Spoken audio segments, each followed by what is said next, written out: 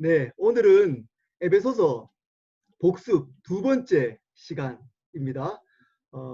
오늘 제목이 좀 길죠? 제목 안에 모든 뜻이 다 들어있습니다. 제목이 뭐죠?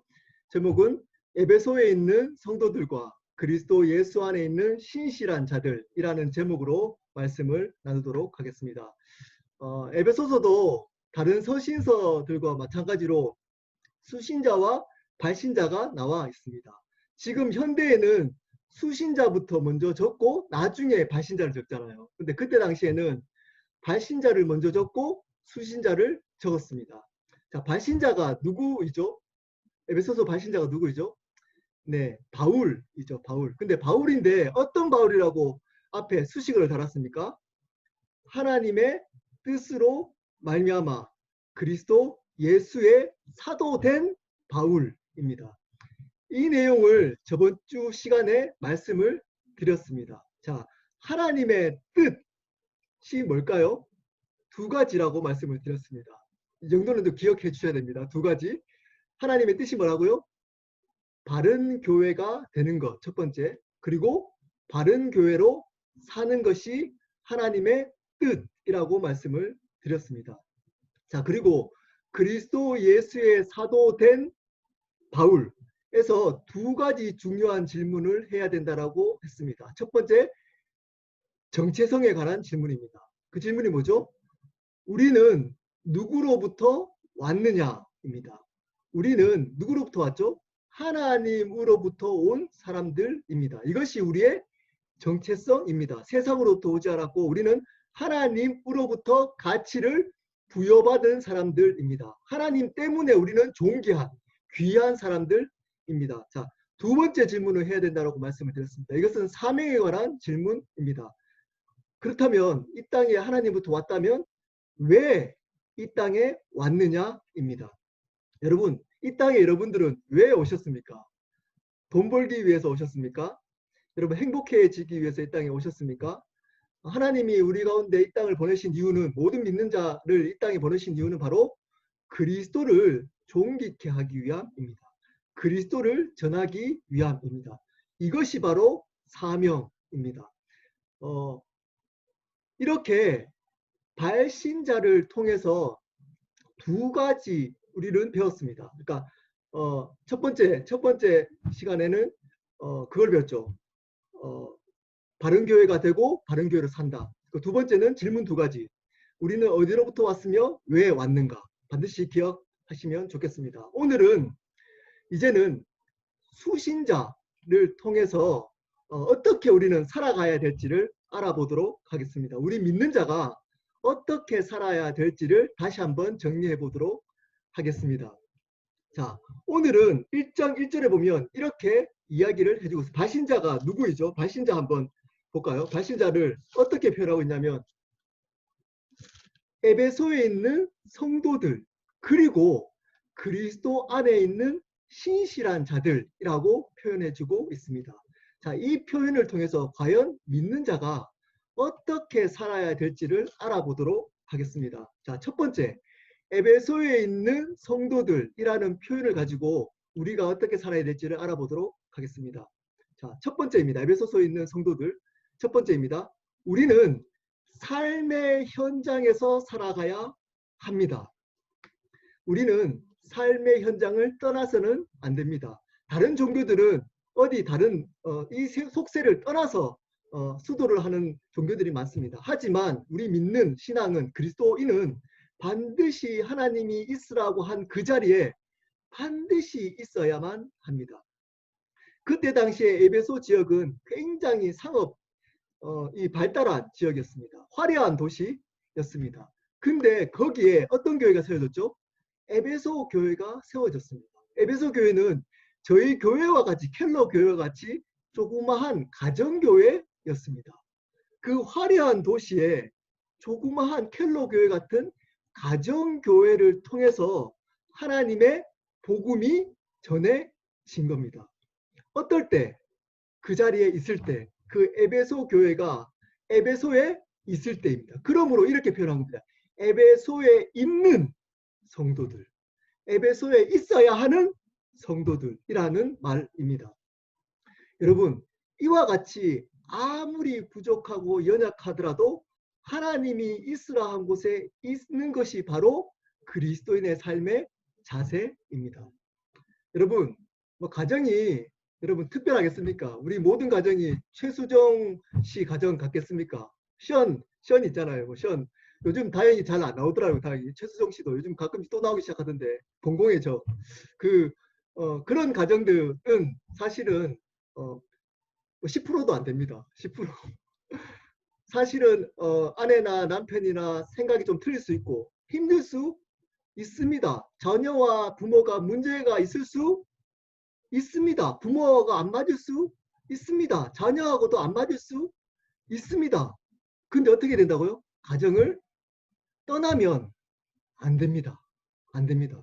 여러분 직장생활 가운데 좀 상사나 아니면 또 같이 일하는 사람들과 조금 안 맞을 수 있습니다. 근데 그 직장을 하나님이 분명히 인도하셨다면 그 직장을 떠나면 그런 것 때문에 떠나면 안 됩니다. 안 됩니다.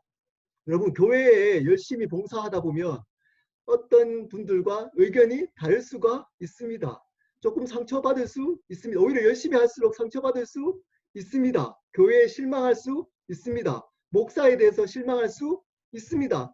근데 하나님이 그 교회로 인도하셨다면 여러분 그 교회를 떠나면 안 됩니다.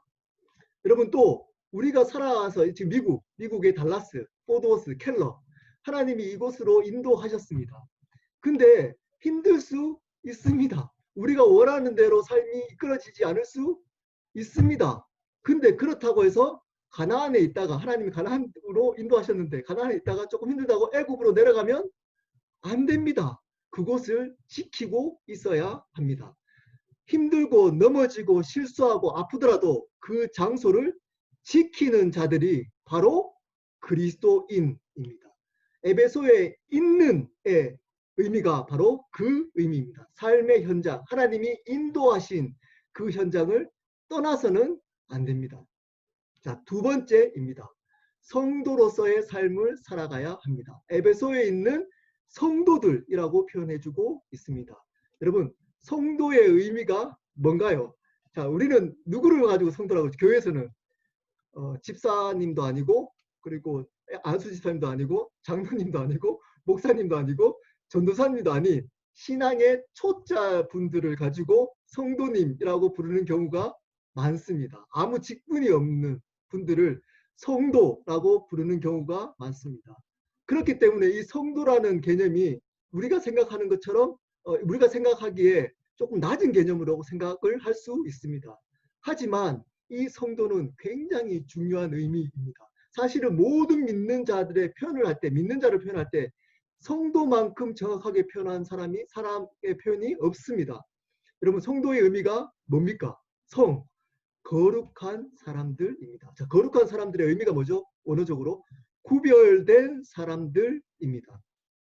세상과 구별된 사람들입니다. 제가 이것을 몇 번 했기 때문에 여러분이 이 개념을 이해를 해야 됩니다. 구별이 뭐죠? 구별은 한 장소에서 있으면서 다른 삶을 사는 겁니다. 자, 구분된 삶이 아닙니다. 구분은 뭐냐면 따로 사는 겁니다. 따로. 여기 따로, 세상과 따로 사는 겁니다. 성경은 성도를 구별된 사람이라고 하지 구분된 사람이라고 하지 않습니다. 근데 자꾸 구분되려고 합니다. 교회 안에서만 지내려고 합니다. 우리끼리 은혜 받고 우리끼리 즐겁고 이렇게 그것은 성도가 아닙니다. 그리고 교회 안에서도 구분 짓고 있습니다. 세상에서 성공한 사람과 세상에서 성공하지 않는 사람을 구분시킵니다. 나이가 있는 사람과 나이가 적은 사람을 구분시킵니다. 건강한 사람과 건강하지 않는 사람을 구분시킵니다. 헌금을 많이 하는 사람과 헌금을 안 하는 사람을 구분시킵니다. 봉사를 열심히 하는 사람과 봉사를 열심히 하지 않는 사람을 구분시킵니다.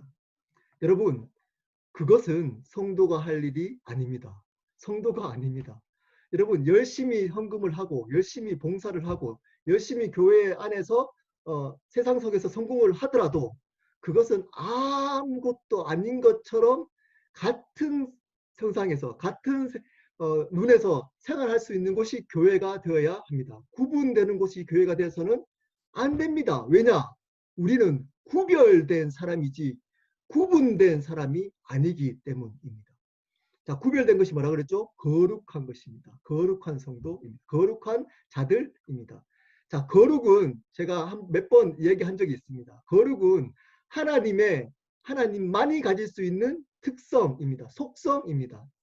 하나님만이 가질 수 있는 속성. 우리는 절대 거룩해질 수 없습니다. 근데 한 가지 밖에 거룩해질 수 있는 방법이 한 가지밖에 없습니다. 그게 뭘까요?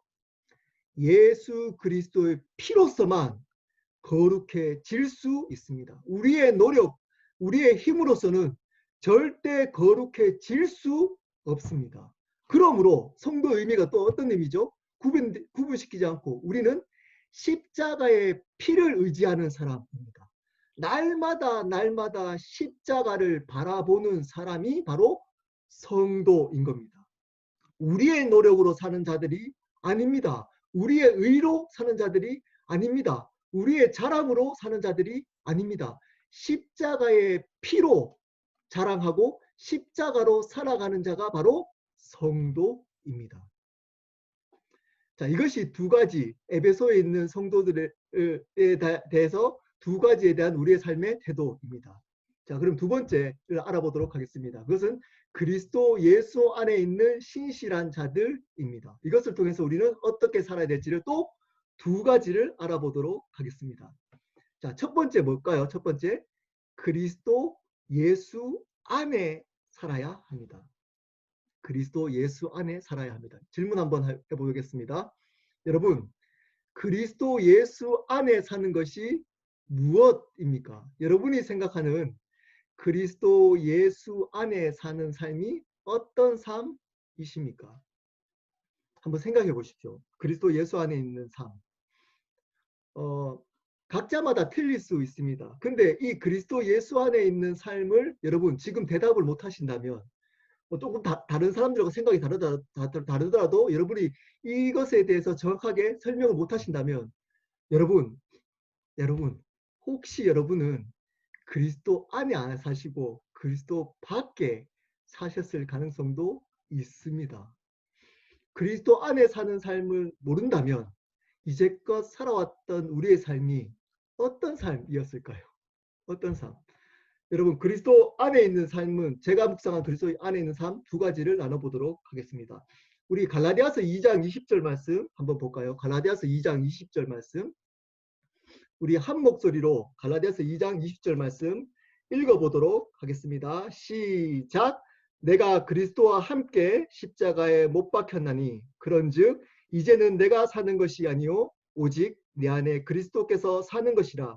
이제 내가 육체 가운데 사는 것은 나를 사랑하사 나를 위하여 자기 자신을 버리신 하나님의 아들을 믿는 믿음 안에서 사는 것이라.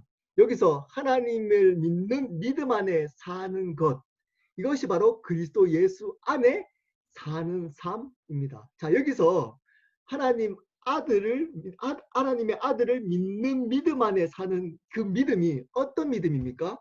위에 나오죠. 위에. 내가 사는 것이 아니요 오직 내 안에 그리스도께서 살게 하는 믿음 안에서 사는 것입니다. 제가 자주 강조하고 우리 교회의 표, 그게 뭐죠? 예수님이 주인 되는 삶, 예수님이 주인 되는 믿음 안에서 사는 삶이 그리스도 예수 안에 사는 삶입니다. 성경은 이것을 반복적으로 강조하면서 말을 바꾸면서 계속 이야기해주고 있습니다. 그러니까 성경을 한마디로 이야기를 한다면 바로 이겁니다. 그리스도 예수 안에 사는 삶은 어떤 것인가? 그 삶은 예수님을 주인으로 모시며 살아가는 삶이다. 여러분, 이것이 바로 그리스도 예수 안에 사는 삶입니다. 자, 두 번째입니다. 두 번째, 요한복음 15장 7절 말씀을 한번 읽어보도록 하겠습니다. 요한복음 15장 7절 함께 읽어보도록 하겠습니다. 시작. 너희가 내 안에 거하고 내 말이 너희 안에 거하면 무엇이든지 원하는 대로 구하라. 그리하면 이루리라. 자, 여기 보면 이 15장은 그리스도와 연합에 관한 이야기입니다. 그래서 어떻게 하면 그리스도와 연합될 수 있을까에 대한 내용입니다. 7절에 어떻게 얘기하고 있죠? 바로 하나님의 말씀이 우리 안에 거하게 되면 바로 하나님께서 무엇이든지 구하면 이루어 주신답니다. 연합이 된답니다. 하나님이 모든 뜻이 우리 삶 가운데 이루어질 수 있답니다. 어떨 때? 하나님의 말씀이 우리 가운데 충만해질 때입니다. 자, 그러면 그리스도 예수 안에 있는 삶이 어떤 걸까요? 여기서 말하고 있는 하나님의 말씀이 우리 안에 충만하게 된다의 의미가 뭘까요? 그것은 바로 하나님의 말씀을 순종하는 것입니다. 하나님의 말씀을 순종하는 것입니다. 하나님의 말씀을 아는 것도 중요합니다. 그것이 먼저 되어야 합니다. 그렇지만 그 아는 것으로만 끝내버리면 큰일 납니다. 왜냐? 그 아는 것이 우리의 의가 되기 때문입니다. 안다면 순종해야 합니다. 왜냐? 순종이 하나님이 주인 되심을 드러내는 우리의 가장 확실한 증거이기 때문입니다. 다시 말씀드립니다. 순종이 왜 제사보다 하나님이 낫다 그럴까요? 제사는 주인이 바뀌지 않아도 드릴 수 있습니다. 예배는 주인이 바뀌지 않아도 예배 교회에 가서 예배 드릴 수 있습니다. 열심히 종교생활처럼 예배 지금 빠지지 않고 성경 공부도 참석할 수 있습니다. 제사 드릴 수 있습니다. 근데 순종은 하나님을 주인으로 모시는 사람만이 할 수 있기 때문에 하나님은 순종이 제사보다 낫다라고 말씀하고 있습니다. 이 하나님의 말씀에 순종하는 것이 바로 그리스도 예수 안에 사는 삶입니다. 두 가지 기억하십시오. 예수님을 주인 되게 하는 삶, 주인으로 모시는 삶, 그리고 하나님의 말씀을 순종하는 삶입니다. 자, 그리고 두 번째, 그리스도 예수 안에 있는 신실한 자들을 통해서 우리가 어떻게 살아야 될지 두 번째입니다. 신실한 자로 살아가야 합니다. 신실한 자로 살아가야 합니다. 여러분, 신실한 자가 어떤 사람인지 여러분 한번 생각해 보십시오. 여러분이 생각하는 한 5초간 여러분 주위에 이런 사람이 참 신실한 사람 같다라는 사람을 한번 생각해 보십시오. 어떤 사람인지 여러분 주위에 한 사람을 한번 생각해 보십시오. 아, 이 사람은 참 신실하다. 어떤 사람입니까? 어떤 사람을 여러분들은 신실한 사람이라고 합니까? 보통은 이런 뜻입니다. 믿을만하고 듬직하고 뭔가 일을 열심히 잘하고 행위를 사람들이 보기에 일을 잘하는 사람, 이런 사람들을 보면 신실한 자들이라고 생각하기 쉽습니다. 물론 그것도 포함되지만 본질은 아닙니다. 그것은 열매입니다. 본질은 뭐냐? 신실하다라는 원어의 뜻은 뭘까요? 계속적으로, 확실히 계속적으로 믿는다라는 의미입니다. 지속적으로 믿는다, 확실히 믿는다라는 의미가 있습니다. 이 신실하다는 말은. 그러므로 어떤 자가 신실한 자일까요? 어떤 상황이든 간에 그러니까 계속적으로 믿는 것입니다. 누구를 믿는 거죠? 누구를? 예수님을 끝까지 믿는 것입니다. 누구로 믿는 거죠? 그분 앞에서 제가 말씀드렸던 것처럼 주인으로 믿는 것입니다. 자, 신실한 자는 어떤 사람이냐면 우리의 상황이 어떠하든 간에 그 상황 속에 예수님이 우리의 삶과 생명의 주인임을 끝까지 확실히 믿는 사람들입니다. 이 사람이 신실한 자들입니다.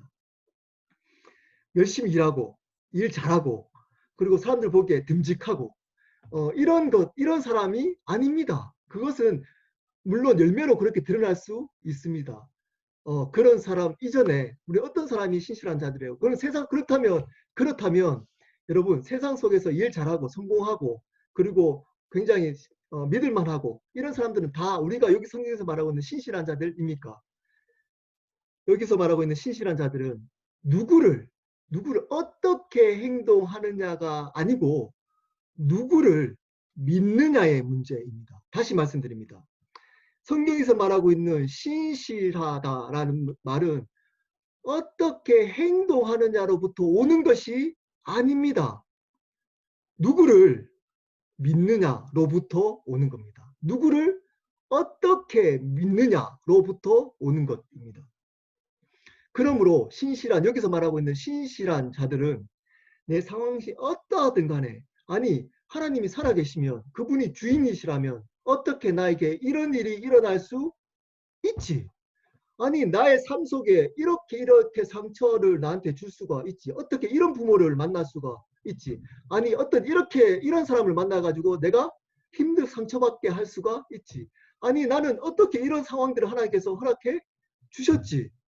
지금도 이런 모습 속에 변하지 않고 이렇게 나는 넘어지고 실수하고 연약하게 살아가지, 나는 그분이 주인이시라면 이런 사람이 아니고, 그럼에도 불구하고 나의 상황과 나의 모습과 지금 우리가 살아왔던 삶을 보면서 조금 실망이 되더라도 여전히 예수님을 나의 주인과 나의 삶과 생명의 주인으로 끝까지 확실히 믿어가는 사람, 이 사람이 신실한 자입니다. 조금 연약할 수 있습니다. 실수해서 넘어질 수 있습니다. 다른 사람들보다 부족해 보일 수 있습니다. 그렇지만 하나님, 예수님을 그럼에도 불구하고 나의 삶과 생명의 주인으로 끝까지 붙들고 있는 그 사람이 신실한 자들입니다. 신실한 자들. 이것이 바로 우리 믿는 자가 살아가야 될 삶입니다. 말씀을 마무리하도록 하겠습니다. 오늘 4가지를 우리가 어떻게 살아야 될지를 배웠습니다. 에베소에 있는 성도들과 그리스도 예수 안에 있는 성도들이라는 수신자에 대한 표현을 가지고 4가지에 어떻게 살아갈지를 배웠습니다. 어떻게 살아야 된다고 했죠? 삶의 현장을 떠나서는 안 됩니다. 우리가 부족하고 넘어지고 실망하고 그렇더라도 하나님이 있으라고 한 그 삶의 장소를 떠나면 큰일 납니다. 왜냐? 그것을 통해서 하나님은 역사하시기 때문입니다. 비록 기근이 있더라도. 2번째입니다. 성도로서의 삶을 살아가야 합니다. 구분된 삶을 사는 것이 아닙니다. 구별된 삶을 살아가는 것입니다. 거룩한 삶을 살아가는 것입니다. 예수 그리스도의 십자가의 피를 날마다 의지해서 살아가는 사람입니다. 자, 3번째, 그리스도 예수 안에 있는 신실한 자들을 통해서 알아봤습니다. 3번째, 우리가 어떻게 살아야 되죠? 그리스도 예수 안에 살아야 합니다. 그것은 예수님을 주인으로 모시면서 살아가는 것입니다. 하나님의 말씀을 순종하는 삶입니다. 신실한 자들을 통해서 4번째, 우리가 어떻게 살아야 될지를 배웠습니다. 신실하게 살아가야 합니다. 자, 신실한 자는 어떤 사람이라 그랬죠? 우리의 상황이 나에게 실망을 하고 나의 삶이 부족하고 연약하더라도, 그리고 우리가 보기에는 여전히 하나님이 어떻게 이럴 수가 있을까라고 생각이 되더라도 끝까지 확실히 예수님이 나의 삶과 생명의 주인이심을 믿는 사람이 신실한 자들이라고 말씀을 드렸습니다. 여러분, 이 4가지는 굉장히 중요합니다. 기억하시면 좋겠습니다. 이 4가지 원리를 여러분 묵상하셔서 그리스도인으로서 이 땅을 이 4가지의 삶을 살아가셨으면 좋겠습니다.